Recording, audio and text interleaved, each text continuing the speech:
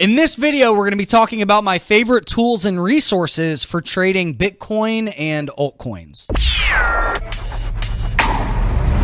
Welcome back to Chris Dunn TV, the show that's all about teaching you practical skills to thrive in today's economy. So a while ago, I wrote this blog post, the 5 best tools to start trading Bitcoin. And I wanted to do an update video to this blog post and kind of walk you through some of these tools. And the first resource we're going to talk about is Bitcoin and altcoin exchanges. So just like you can trade stocks, futures, Forex, or options online, you can also trade cryptocurrencies online. And one of the most common questions that I get is, Chris, what is the best exchange to trade Bitcoin or alternative currencies, aka altcoins, on? And the answer is it depends. The first thing you need to think about is what country you live in, because certain exchanges have restrictions and availability on different countries. And what I usually like to do is start on this website, coinmarketcap.com. And I'm going to link up all of these resources in the description here. But if you wanted to take a look at what the most active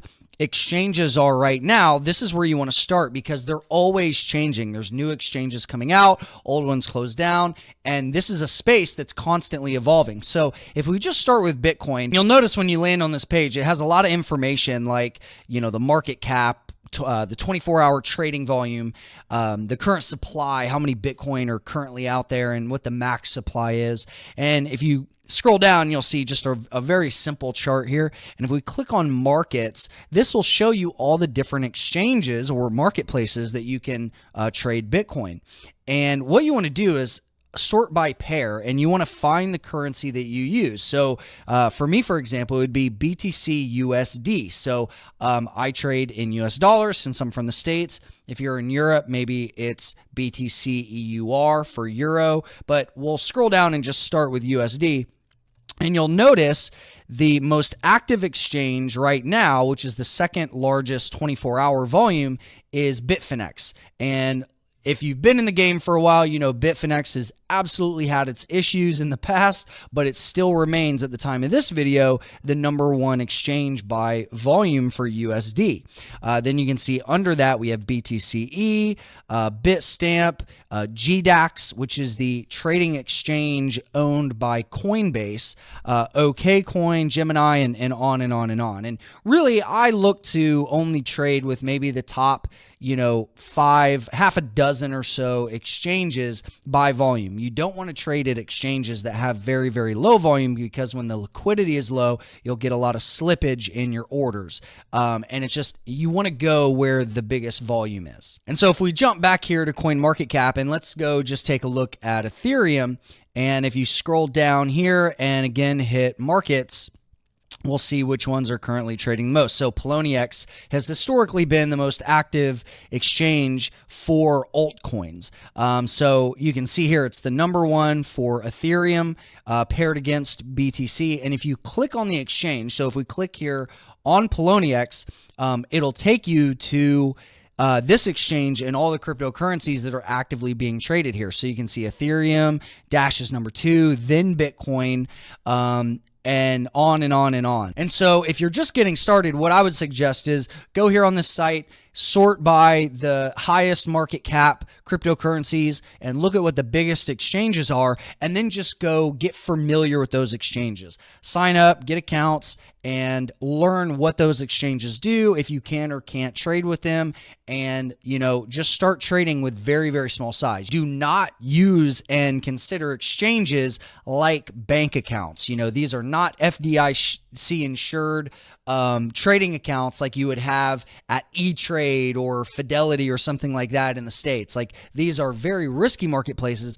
and you want to make sure that you keep a lot of your value actually in hardware storage, which is the next tool. In addition to these online wallets and online exchanges, we actually have physical devices where you can store your cryptocurrency. And we'll just take a look at some of the most popular ones. So Trezor is a popular hardware wallet where you can store this literally in a vault like you would with gold.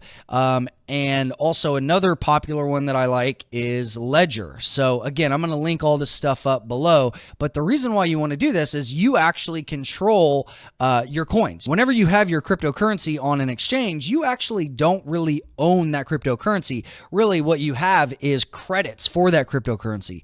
You don't own a cryptocurrency unless you have control over the private key. And after you get your account set up with the best exchanges for you, then you want to make sure that you have access to the best charting tools. And my favorite charting tool is Coinigy. And the reason I love Coinigy so much is this is the best place that aggregates all of the currency pairs and all the exchanges in one platform.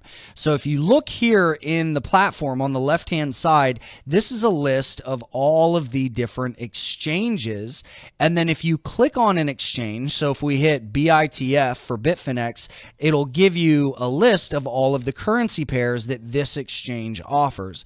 And so what I like to do is I'll save my favorites. So if I sort by my favorites, you can see these are the top exchanges that I look at and use. And then under each one, so if we look at Poloniex, these are the altcoins that I have saved at Poloniex. And then obviously at Bitfinex, those are the major pairs there, along with like Bittrex. And then, several others. So again, the beautiful thing here is you have all of the exchange and the coin data in one area. It's also, they have a really nice user interface here for charting tools.